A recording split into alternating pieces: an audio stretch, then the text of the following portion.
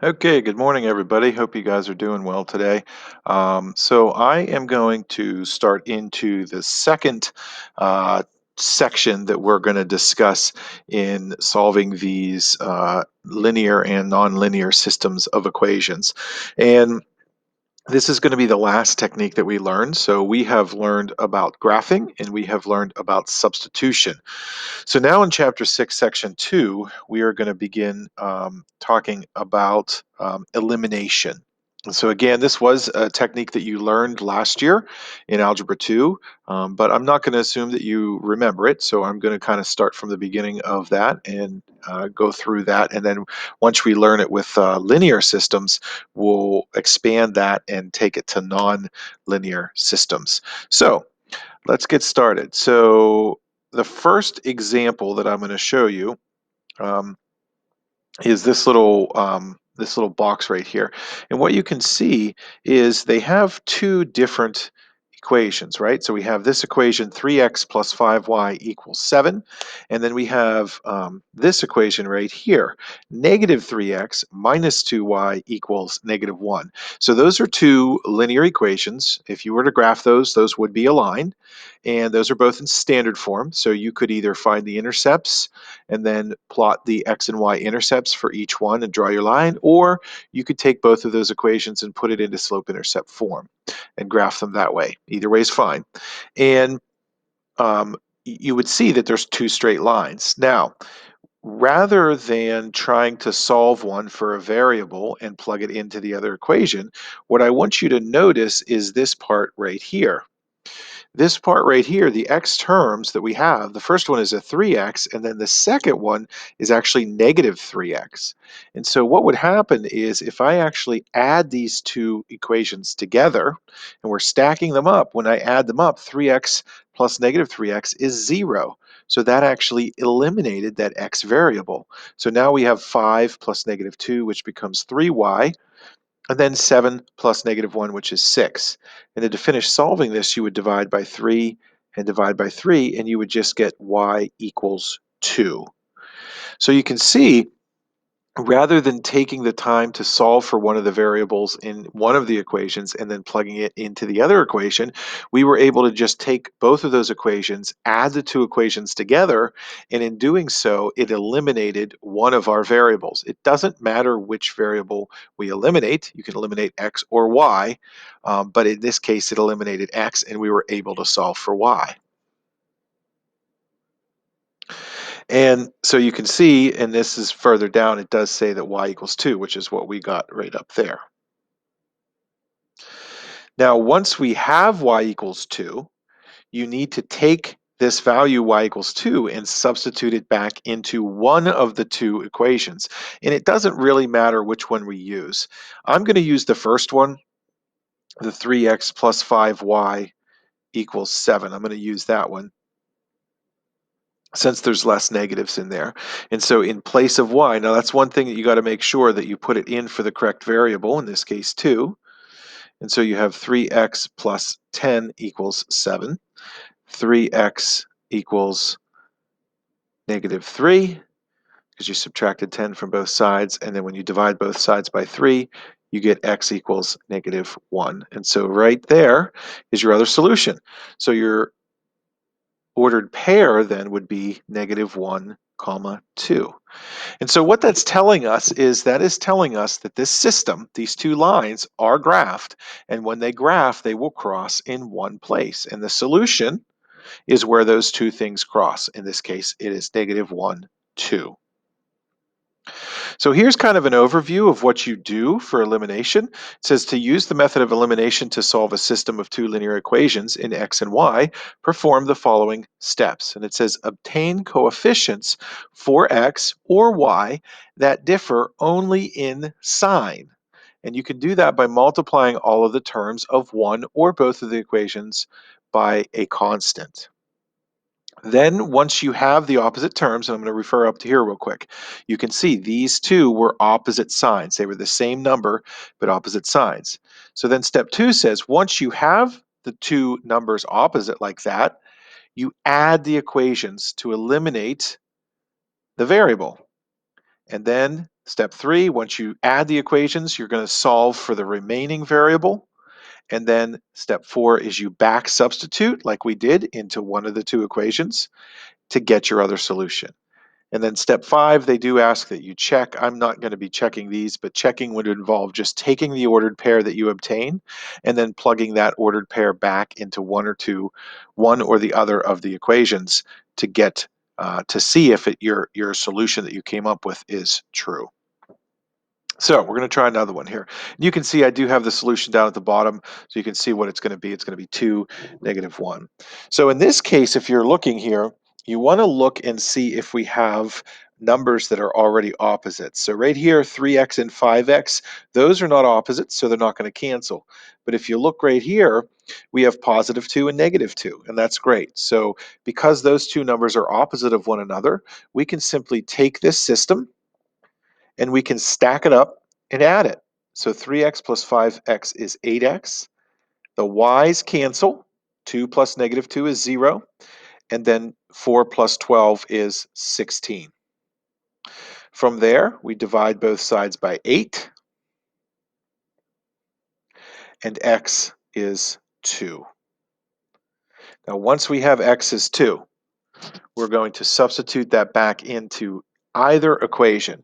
You can substitute it into this first one, or you can substitute it into that second one. It does not matter. You should get the same solution. Since the first one doesn't have any minuses in it, that's the one I'm going to use. So I'm going to write 3, and in place of x, I'm going to write a 2, which is what we solved for x, and then plus 2y equals 4. So 6 plus 2y equals 4. We're going to subtract 6 from both sides. So we get 2y equals -2. Then we're going to divide by 2, and we're going to get y equals -1. And if you look, x is 2, y is -1. That's exactly what we said the solution was going to be right there. Remember, this is called elimination. Now, a couple things to remember about elimination. You can interchange the two equations. You also can multiply either equation by a non-zero constant, and you can maintain that equation. And then you can add a multiple of one equation to any other equation in the system. Okay? So there's 3 different things that we can do, and those are going to come up later on when we get into more difficult types of equations like this. So here's another one. Now looking at these two, if I look at the x values here, 2x and 5x, if we try to add those together, it's not going to eliminate anything. So now we're going to check the y values, and if you look at the y's, those are also not going to eliminate anything. So we have a little bit of work that we need to do then to one or the other equation to get it so whenever we add them together, one of the variables will eliminate. And so what I always recommend people to do is if nothing will eliminate when you just add them straight up, look for the variable that has a coefficient of 1. And the reason why we want a coefficient of 1, or -1 in this case, is that it is very easy to turn that 1, or -1, into another number so that it will cancel. And so let me show you what I mean by this. This number is a +3. This would be really convenient if that was a -3 right there, because then they would cancel when we added them. So what we're going to do is we're going to take this whole equation and we're going to multiply it by 3. I'm going to see if I can get my 3 to right here. It's on the very edge of my iPad. It's not liking it. There we go. So we're going to multiply that whole equation by 3. So this 3 is going to multiply that 5x, it's going to multiply that -y, and it's going to multiply that 17. And so the new equation that we obtain then is going to be 15x minus 3y equals, and let's see here, 3 times 7 is 21, so that's going to give me 51. Now the first equation, we did not touch that first equation. So it's going to stay the same, 2x plus 3y equals 17. But the new equation is 15x minus 3y equals 5, or excuse me, equals 51. Now the thing to keep in mind, it's the same as this. If you graphed this and you graph this one, they would give you the same graph. We just multiplied by a factor of 3. We distributed a 3 in there. But why did we do that? Well, if you look now at the y terms, you can see they're now opposites of one another. So when I take this and I go to add them, 2x and 15x is 17x, 3y plus negative 3y is 0. It eliminates the y term. And then the last thing we have here is 51 plus 17, which is 68. And then when I divide both sides by 17, I get x equals 4, like that. So now that I have x equals 4, I'm going to substitute that back in. Once again, does not matter. You could put it in this first equation. You could put it in this equation if you wanted to. You could even put it in this equation if you wanted to. I think the first equation, though, is the easiest one to use. So that's what I'm going to do. So right over here, I'm going to carve out a little spot, and I'm going to substitute x into the first equation. So I have 2, and then times 4 plus 3y equals 17, like that. So I have 8 plus 3y equals 17. I'm going to subtract 8 from both sides. I get 3y equals 9. And then I'm going to divide both sides by 3, and I'm going to get y equals 3. So there's the second part. So the ordered pair then, and please don't forget to write your answer as an ordered pair. The ordered pair is 4, 3. This is where, if you graphed both of those lines would intersect at the point 4, 3. Okay, moving on to another one.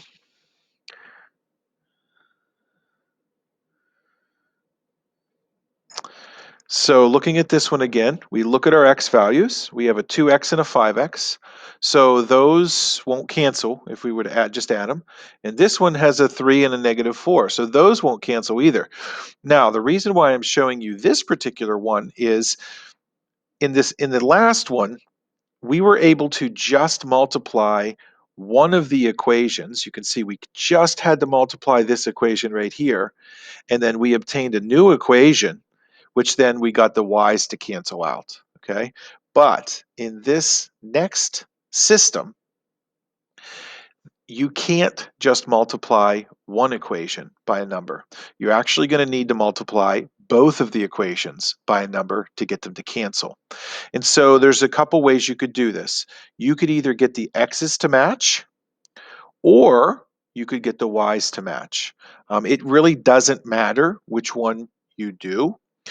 Because this is one's already a positive and one is a negative, which we also need, I'm going to get the y values to match. So in order to do that, we have to find the least common multiple of 3 and 4. The least common multiple of 3 and 4 is 12. So that means this first equation is going to get multiplied by 4. The second equation is going to get multiplied by 3. So this 4 is going to distribute to all 3 terms, and this 3 is going to distribute to all 3 terms like that.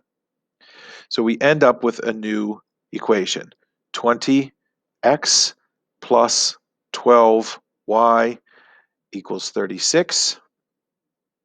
And then we have 6x minus 12y equals 42. All right, now by doing that, we're going to add these up. And I want you to see that right here, what we accomplished getting 2 of the variables in each of the equations to be opposites of one another. So when I go to add this up, 20x and 6x, I get 26x. The y's cancel, and I'm left with 78. Then I can divide both sides by 26. Let's see, that would be 52 and then 78. So it would be 3. X is 3. So there's my x value. I'm now going to take that x value and plug it back in. Once again, you could put it in this equation, you could put it in this equation, you could put it in this equation, or you could put it in this equation. Doesn't matter which one you substitute back in for. I think the first one's probably the easiest. So I'm going to write 5, but in place of x, I'm going to put a 3 plus 3y equals 9. So this becomes 15 plus 3y equals 9. When we subtract 15 from both sides, we get 3y equals negative 6. And when we divide both sides by 3, you get y equals negative 2. And so our ordered pair, again, don't forget to please write your final answer as an ordered pair, is 3, negative 2. And that's it.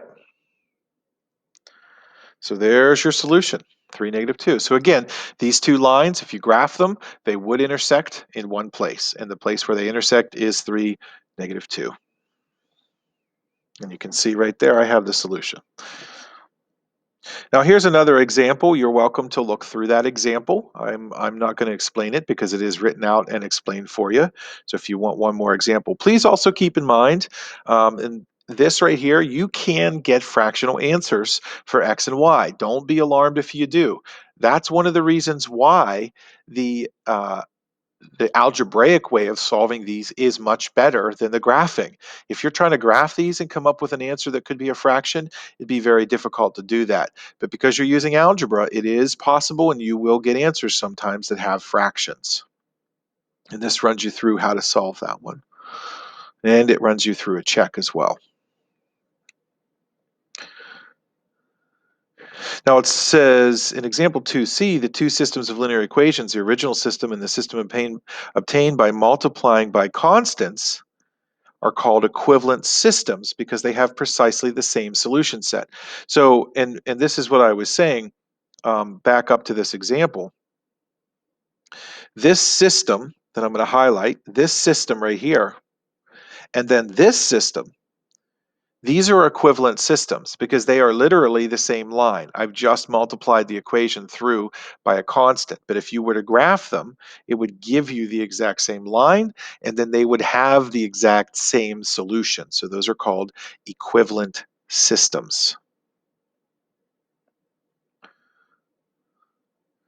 And so the last one I'm going to show you is how to deal with decimals when you're trying to solve. Now, you had one of a decimal type problem in the last homework set, maybe 2 homework sets ago or so, where you did have to use substitution, and you can do that. You definitely can use the decimals and substitute in with decimals, but my recommendation is, rather than monkeying around with those decimals, is to just get rid of them. And it's really easy to get rid of a decimal. All you have to do is multiply the equation by a power of 10, equivalent to how many decimal places you have. So for instance, all of these equations, the most decimal places they have are 2. You can see that's the tenths, and then this is the hundredths. Okay, so that would be actually 10 to the negative second power.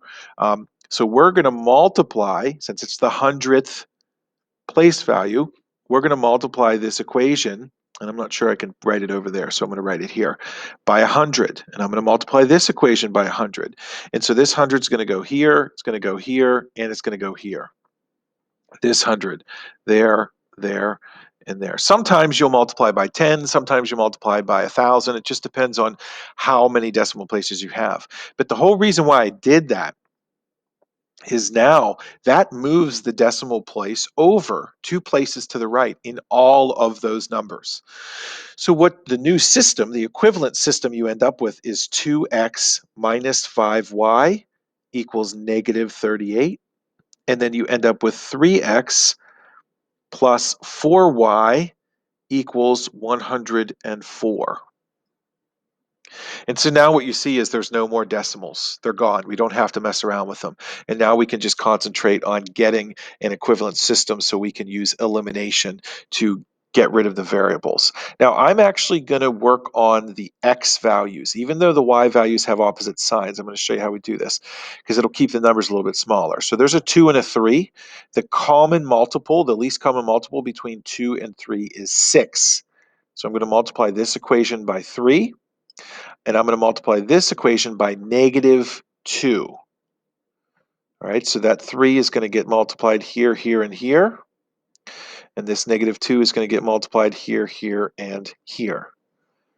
Now, by doing that, I'm going to get another equivalent system that is 6, I want to write this over the side, 6x minus 15y equals, and 3, 24, and 9, 10, 11. So this is negative 114. And over here, I'm going to get negative 6x minus 8y, and then equals negative 208. Now, when I add these up, these cancel, and this becomes negative 23y equals negative 322. Now, by dividing both sides by negative 23, I get y equals, and I'll bring up my calculator real quick just to make sure I did this right. But we're going to do 322 divided by 23, and we got 14. So y is 14, and that's good because that is the correct answer down there you can see. Once I have y as 14, I can substitute that back into any of the three. Not three, the 6 equation. You could substitute it in here, here, here, here, here, or here. Doesn't matter which equation you use. Let me get rid of the calculator so you can see that. You can use any of those 6 to substitute the y back in. I think the easiest is probably going to be the fourth one, the 3x. I'm going to use this one right here.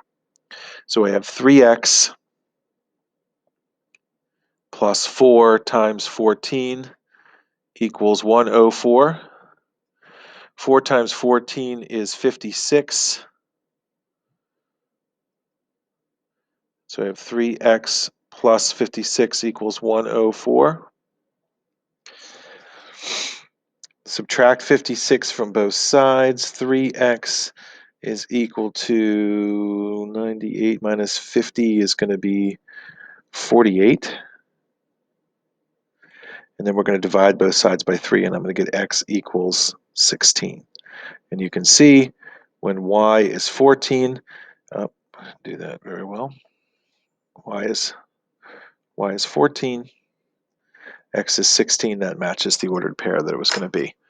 X is 16. Now, one trick, we solve for y first. Just make sure whenever you write the ordered pair that you write it in the correct order, x comma y, and you don't mix those up. Always x first. So, all right, guys, there you go. There's some problems I would like you to try. And as always, if you have any questions, email me, and I'll be happy to help you out. Have a great day.